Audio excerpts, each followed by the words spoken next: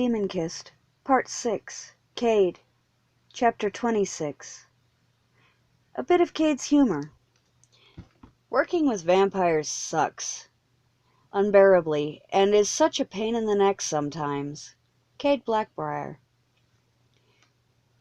So sorry we couldn't oblige, Merrick. We were a bit more worried about getting rid of the bloody wankers and saving Alistair, I snapped sarcastically, crouching on Alistair's right side, and my sister slugged my left arm. I'm with Merrick on this, cousin. You could have kept a couple of them alive for us to kill, Rosalind said, and knelt on Merrick's right on Alistair's left side. Nick made a disgusted sound and knelt beside me on my right, facing her directly over Alistair's body. Enough. We need to focus on finishing the job of saving him. I do not know about the rest of you, but I, for one, am pissed, tired, and hungry. So if we could get this done and go home, I would appreciate it, Nick said. He's right. The quicker we can get Alistair healed enough to move to a safe location, the better for us all, Rosalind said, and moving to Alistair's head, placed it gently in her lap. I glanced at Nick and shook my head slightly. Funny, he wasn't acting like he was tired, and he didn't look tired either. I knew from long talks with Arlay that using both your blood and your power to save a mortally wounded vampire was an exhausting feat, and that he had to be nearly exhausted by now. How the hell's he managed to appear unfazed by the massive amount of power he'd had to use just to keep Alistair alive baffled me beyond comprehension, and I nearly hated him for it. No being should be strong enough to do what I'd seen him do today, and remain unaffected by the drain on their power. Hells, I hadn't used a fraction of the magical power that he had, and I felt bone tired. Then again, I had used that power to shadow jump while trying to keep up with his psycho ass, and keeping up with Nick was hard work. What do you need us to do, Merrick? Roz asked quietly, drawing my attention. Just let me focus and lend me your power when I ask for it, he said, and we all nodded. Looking across from me, I examined the only healer Nick could think of calling on for this, and shook my head again. In comparison to Nick, Merrick had looked like death warmed over when he got here with my cousin and sister nearly an hour ago. He now looked thoroughly exhausted and ready to collapse. The fact that he was now preparing to heal Alistair, even a little in the shape he himself was in, made me realize that, even though I had been acquainted with the Seelie Fae male for centuries and had lived with him off and on that same amount of time, I had no idea of his true power potential. As I watched him draw glowing runes for a major healing spell in the air above Alistair's prone form, my grudging respect for the man grew, and I glanced at his face. His golden amber eyes were underlined with nearly black smudges, his normally golden skin tone was now the color of old bone, and exhaustion lined his face. His golden blonde hair had lost its luster, and hung around his face in limp, wet, sweat-damp strands. Magical energy built quickly in the air around us after the last rune was written, condensing into an invisible bubble and crackling over our skin in invisible gold, green, and blue sparks. I could sense that Merrick wasn't drawing any power from the rest of us yet, but the magic surrounding us was strong enough that I sensed that several mundanes in the area could feel it, and were leaving quickly. Looking at him steadily over Alistair's inert form, I remembered Lay telling me that Merrick was on par in power with Dominic, but hid how magically strong he truly was, and only used his full power when the situation was dire. I knew he was still weakened from the hawthorn poisoning 4 days ago, and was not back at his full strength yet. If this was the amount of power he could generate at less than half of his normal strength, then I had severely underestimated him 4 days ago, and had been doing so for as long as I had known him. Merrick suddenly put his hands on Alistair as his skin began to glow with his power, and closed his eyes. I was so focused on him that I saw the instant that a previously unnoticed glamour fell and revealed three things that it had hidden from the world. A yellow and black rose vine brand around his throat, a small red star in the center of his forehead, and low on his collarbone, part of the black handprint-shaped burn that all members of the Black Rose were marked with upon full membership. The marks stood out starkly against his glowing skin, and I looked at him in awe as, unbelievably, the power continued to grow, becoming so heavy and thick in the air that breathing became difficult for me and the girls. "Now," Merrick said firmly, and the four of us reached out and touched him instantly. My power rushed from me in a tidal wave, pulled from the center of my being, and toward the spell Merrick was weaving with seemingly no effort. I fought the instinct to hold my magic back from him, and let him take as much as he needed for the healing spell. Merrick was pulling more power than I had expected, though, and I could feel him pouring all of it into the nearly dead vampire lying between us. As the spell completed, blinding light exploded through the room, magical thunder boomed overhead, and a lightning bolt of power shot from the ceiling straight into Alistair, making his back bow violently as it struck. The glow of magic in the air vanished, the bright light disappeared, and the drain on my power stopped abruptly. I dropped backward out of my crouch and fell on my ass hard, gasping for breath. Leaning back on my hands, I closed my eyes for a moment and inventoried the amount of magic I had left as a wave of power exhaustion washed over me. "Merrick!" Nick suddenly barked, and my eyes snapped open again to see what had happened now. Through the white spots dotting my vision, I saw that Merrick was collapsed on top of Alistair, and that he didn't appear to be breathing. My sister and cousin were sprawled on the floor to either side of him, but other than being a little pale, they appeared fine. Nick had moved to Merrick, and now held him with one arm around his shoulders, gazing at his face intently.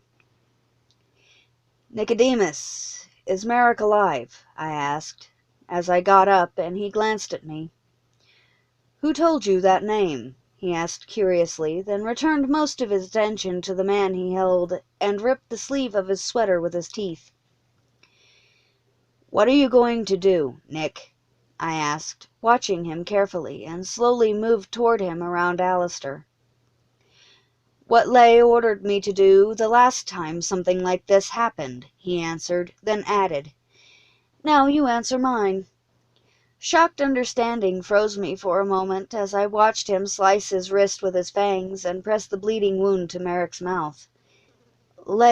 Nick, don't tell me she ordered you to resurrect him using vampiric magic," I said quietly. "No, she ordered me to turn him her way, but not enough to completely turn him, and no blood exchange on his part, only mine," he said, and placed a gentle kiss on Merrick's forehead. Then, closing his eyes, he whispered, "Live, my friend, and remember who you are." I felt him begin calling his full power, and tried to throw up a barrier to protect my sister, cousin, and Alistair. I sent up a prayer that it would hold, and braced my remaining magical strength behind my personal shields. Then the full weight of his power slammed into me, broke through my weakened shields, and drove me to my knees. I tried to stand again, and found I couldn't move. The building seemed to shake under the force of Nick's full power. The air had suddenly become too thick with it to breathe, and not for the first time since I was first introduced to him, I was scared of another living being's power.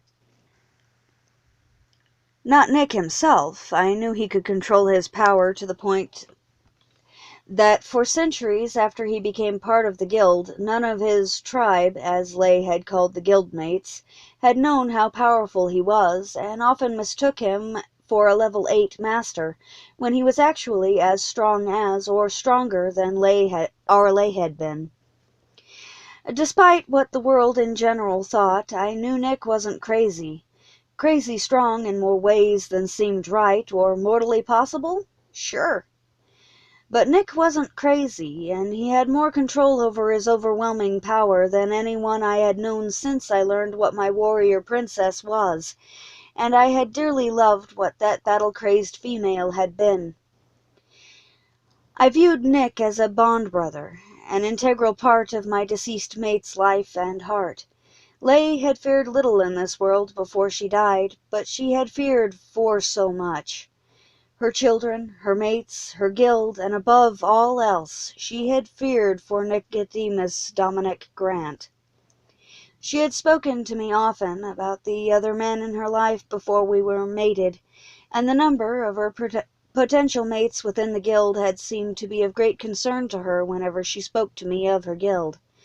2 potential mates' names came up more often than others, though, and I knew why she had continued to fear for them right up until she perished in battle, because she had told me of her fears. The day before the battle that took her from me, she had somehow gotten me to promise to keep her people safe if something happened to her, and I had, stupidly, taken on the heart-sworn duty to ensure that they never came to harm.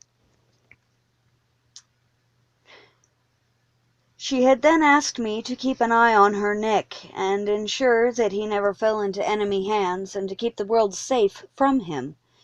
I had understood her fear of that, as I had seen his full power every time Lay had us trained together after I became a member of the guild, but I had also seen his absolute control over it every time I had gone out on jobs with him. I loved him like a brother, and I held no fear of the man himself. Like Lay, I feared for him, and I feared what the power he wielded so easily could do to the world if he was ever taken by an enemy. He had enough power to decimate humanity and the world as we knew it. Nick was strong enough physically to pick up and throw a keep or small castle over a mile, and accurate enough that whatever he threw would land on your ass if you were in the way or an enemy. Magically, his power was insane and had driven him blood-crazed for well over a century before Lay had found him and brought back his sanity somehow. Lay had trained with Nick for years before I met her, and would spar with him when she was restless. When they sparred, it was a damned scary sight, sound and feel. I was present during more than one of their matches, and the air had been so thick with their combined magical power each time that I couldn't have moved to save my life. Nick had been Lay's equal in not just power, but in everything. I had been her equal as well, and so had several other people she had been very close to, Alistair included.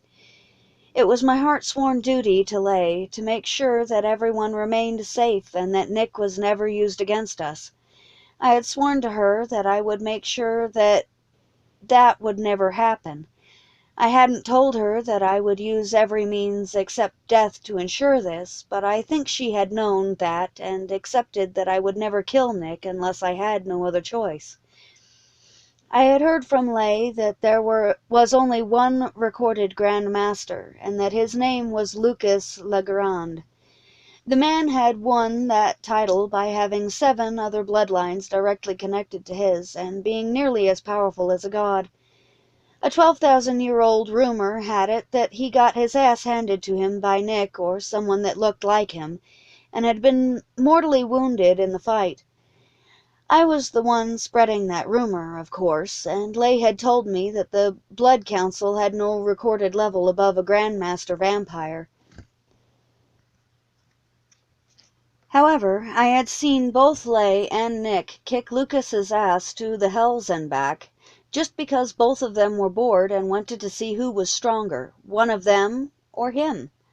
The power I had witnessed being unleashed that day during a friendly fight between the 3 of them had scared the living shit out of me, and I had later asked Lay why in the names of the 9 she trained with Nick every chance she got, if they were both already strong enough to kick a Grandmaster's ass in a one-on-one fight. She had looked up from the paperwork on her desk and said, quite seriously, that pretty much no one else, other than her mates, were powerful enough to take her on at her full strength. I shook my head at the recollection and realized that Nick's power had lifted enough that I could move again. Rising to my feet, I moved slowly closer to him, not wanting to disturb his concentration on the man he held almost tenderly in his arms, and bent to check on Alistair. I could sense Nick carefully pouring his power into Merrick, and wondered what other tricks he had learned from my mate, as I sent a tiny bit of my remaining power into Alistair. At first I didn't discover any anomalies, but the more I examined his life force, the more it seemed to resemble the life force that all of Leigh's bloodline had, and I automatically checked for a pulse in his neck.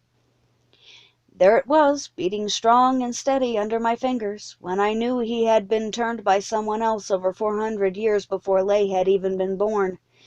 Stunned disbelief held me immobile for a moment, and my mind struggled with what I was sensing. Hells, I could freaking see what Merrick's spell had done to Alistair. The wounds that had been on his body were gone, and he had a heartbeat. "Nick?" I choked out, recalling something Leigh had told me about one of Merrick's gifts, and sitting down hard on the bloodied floor again. He could return the truly dead to life, and he could give vampires a pulse again, if they had been given her blood. I also recalled her telling me jokingly once that if she gave even a tiny bit of her blood to another vampire, that vampire would then become a part of her line, and I remembered that Nick had often fed from her. Then the image of him forcing his blood into Alistair to save his life came into my mind, his growled "Live, damn it," to Alistair echoing in my head, and I closed my eyes. Leigh had also told me that her blood, in fact, contained a type of takeover blood magic that could, would, and had converted vampires of other bloodlines to her line, if a certain phrase was used. It wasn't just the spell that had done this to him. It had been Nick's blood and his words. "What do you need, Cade?" he asked distantly. I was feeling a bit lightheaded, and it wasn't just the drain on my power from the spell that was causing it. It was the sensation of my wedded brand burning on my skin, just like it had 12,000 years ago, the morning I woke up beside a sleeping High Royal Princess Delia Fireforge, and couldn't resist waking her up with a kiss. 2 hours later, I had woken up in excruciating pain that had centered around my hips, where we still touched as we lay on our sides, and an exhilarating feeling of satisfaction had run through my blood at the same time. I didn't feel the same exhilaration now, as I breathed through the excruciating pain of long, numb nerves waking up. All I felt was confusion, and I growled. This was the second time today that my brand had tried to reestablish itself, and it wasn't just today that it had done so either. It had attempted to reestablish itself 9 years ago, but I couldn't quite recall the reason for it then, any more than I knew the reason for it now. "Nick, what the hells is going on?" I asked, in angry confusion when the burning sensation ceased. "I will try to explain later," he said, and the heavy feel of his power in the air vanished. "Answer me now, damn it. Alistair has a gods-be-damned pulse, you're giving Merrick your blood, and my fucking wedded brand is trying to re-establish itself," I growled through my teeth, and rose unsteadily to my feet to face him. "What is going on, Nick?" I reiterated. "Damn it, Mare, you were just supposed to watch her, man, not fall for her," he muttered to the now breathing but still unconscious Fey male he was holding as his eyes opened, and then he turned his head to look at me. Flickers of red and gold flashed in the brilliant green of his eyes, and when he sighed, I saw the white gleam of his fangs between his lips. "We need to get back to the house, Cade. Your sister and cousin gave Merrick too much of their power for the spell, and will need to rest for a few days. Alistair will need to rest as well, and so will Merrick. It is not even 4 in the afternoon yet, Cade, and I have already had enough for one day. Erin will be waking soon, and as far as your brand reactivating goes, according to what you told me the other day, she is the cause," he said. Nick said in a weary tone laced with anger, and something more that I had trouble placing. He reached his right hand to his left biceps, stopped in mid-action, and scrubbed his hand over his face instead. He spoke again in a stronger voice and stared straight at me. As I said, I will try to explain later. For now, we must get these four back to the safety of the house. Do you hear what I am saying, Cade? The last sentence was a demand for compliance on my part, and I fought with my pride for a moment before nodding. Yes, I hear what you are saying, Nick, and I will help you get them home. But hear what I say and heed it well. I will not be put off. As soon as we get them home, I expect answers from you, I said, and a faint smile curved his mouth as the flares of red finally left his green gaze, leaving only the flickering golden glow of his power. Of course, I have many questions of my own to ask you as well, and we will need to discuss your theory on Lay's beautifully insane idea of tying her spirit to her particular vampiric bloodline, he said, amusement and remembered love filling his eyes and echoing in his voice for a moment. Then both emotions left his gaze and his expression turned to granite as he looked around the room. I will not let this happen again, Cade. I swear it. The one who is responsible for this mess is Feaster's master, and once I am absolutely sure of his identity, I will do everything I can to make him pay dearly for this insult to the Rose, and for destroying so many lives needlessly over a young woman who had no idea that the world had just gone to hell around her again. He continued in a cold, hard voice, his entire expression hardening further into a grim mask of death as he spoke, and his eyes became devoid of any other color except the gold of his immense power. Nick, what happened to bring you flying out here like a bat out of hell? Other than Alistair being in dire need of rescuing, I mean, I asked curiously, and deliberately turned my back on him to pick up my sister and cousin. I knew that by giving him my back I was showing precisely how much I trusted his control over both his power and his current blood hunger. I also knew how much that would mean to him at the moment. Alistair briefly touched Erin's mind while she was speaking to me telepathically, and she shut me out. When I left my studio to find out what had happened, I heard her screaming, and then I found her sobbing in Merrick's arms on the floor of the small training room in the second basement, he said, his voice regaining a little heat as he spoke. And? I asked, lifting the two females, one in each of my arms, and moved to the side so that he could collect Alistair. I noted that while he was holding Merrick, and wondered if he was planning to carry both men like I was carrying the girls. Now we are here, he said firmly, and waved one hand slightly at Alistair's unconscious body. The unconscious vampire levitated into the air, and Nick turned toward the door, obviously assuming that I would follow. Well, that answered how he was planning to get them home, I thought sardonically.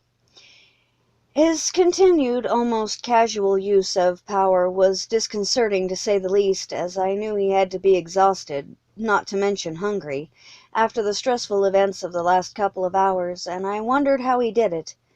I felt as though I was going to fall over if I didn't get some food and rest soon. But Nick didn't show any outward signs of being even a little tired, and I found that frightening in a way. I knew for a fact that he hadn't had any sleep in 4 days, because I hadn't had any sleep for 4 days, and I'd been using my magic to help Azuriel gather information during those 4 days, as well as keeping an eye on Nick. I was tired, sore, aggravated, and damn near tapped out magically, and I knew it showed.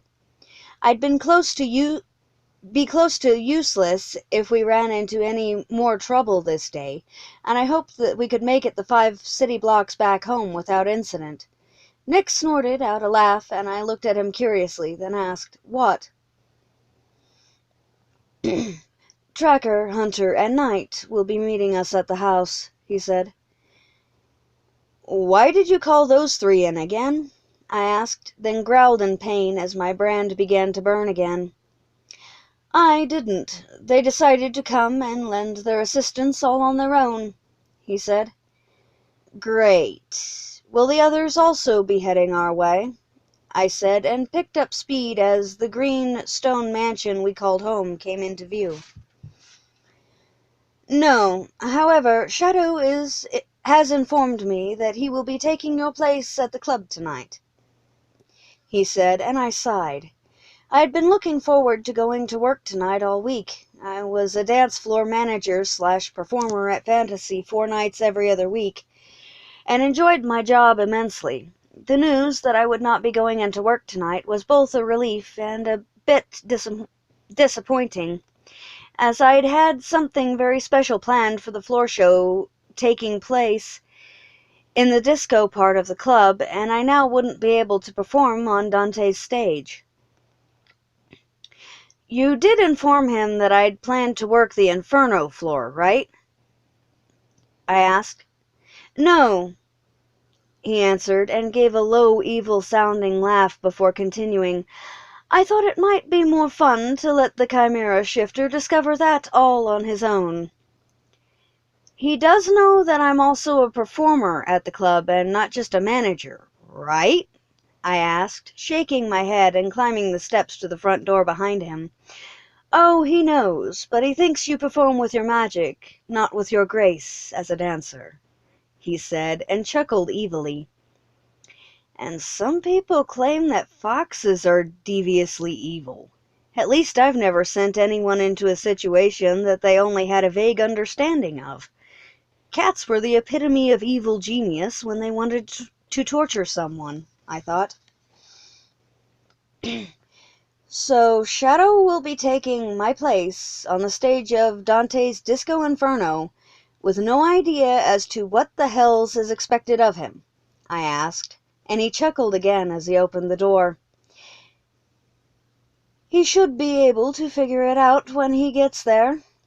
Fantasy is a dance club, after all, he said, and stopped walking abruptly before he'd cleared the doorway. Dominic, what happened? Is Merrick okay? Were either you or Kate hurt? Oh, God, after I passed out, I had the most fucked up dreams, and woke up just a little while ago in Merrick's room, only he wasn't there with me, a female voice said in a near hysterical rush, and I looked over Nick's shoulder to see Erin standing on her tiptoes with one hand on his upper left arm and the other cupping the right side of Merrick's face tenderly. Her wide green-blue eyes were fixed on Nick's face, and I was fairly sure she had no idea that she was looking him in the eyes, or that they showed how worried she was about him. Her face was paper white, and dark purple half-circles underlined her eyes. In all honesty, she looked very much like a newly resurrected corpse, and I wondered how she was even standing. I saw Mikhail walk up behind her, then reach out to take her arm, and the hand she had on Nick's arm dropped to her belt so fast I barely saw her move. I heard metal clearing leather at the same time Mikhail froze, and his face both turned to stone and drained of color. I couldn't see what she'd done, but could guess by the way Nick's body suddenly tensed. I didn't smell any fresh blood, though, so she hadn't stabbed him. Dude, I don't know you from Adam, and would appreciate it if you'd get your hand away from me and back the hell up, she said in a low, calm voice that carried the hint of a threat. Erin, he is no threat to you, and as you can see, Cade and I are both fine, Nick said, a soothing note to his voice that held the silken touch of his power. Her eyes clouded a bit before she shook her head and dropped her gaze to Merrick's face. Dirty pool, kitty cat. Dirty pool, she murmured, and stepped to the side to let him finish entering the house. No, Dirty Pool would have been using my power to disarm you and levitate you out of my way, he said in a conversational tone, and passed Merrick to Mikhail. Stepping through the door after him, I glanced to the right of the door where Erin was standing and saw her eyes widen. Wow, you look like shit. Pretty shit, mind you, but still," she said, shrugging and sliding a silver stake back into one of the loops on her belt. "Why, thank you, Madam Corpse. Your compliment brightens the deepest reaches of my black heart," I returned sarcastically and headed for the stairs. "Hey, them's fightin' words," she barked, her tone insulted, and I snorted. "We can revisit the subject after you learn how to fight," I said over my shoulder. "Cade, leave her alone and get your family upstairs," Nick commanded, a hint of humor coloring his voice. "Yes, Master Kenobi." "Would you like me to return for Master Yoda, or would you prefer to tend him yourself?" I said in a mocking tone, and he chuckled.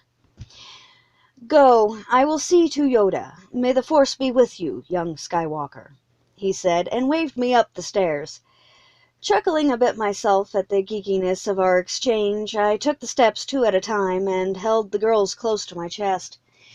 As I neared the top of the stairs, both my sister and cousin moaned in their magic drain-induced sleep, rolling over a little in my arms. I stopped moving and waited for them to settle again. My heart rolled over in my chest a little when they both buried their noses further into my chest. Rosalind wrapped her arm around my neck, breathed in deeply, and sighed contentedly. Rosalind yipped softly, and her right hand smacked my chest over my heart, remaining there. Ducking my head, I placed a kiss on the top of each one's head, and then continued walking. On a whim, I hummed a few bars from Bon Jovi's "I'll Be There For You" to them, and smiled when they both snuggled closer in my arms.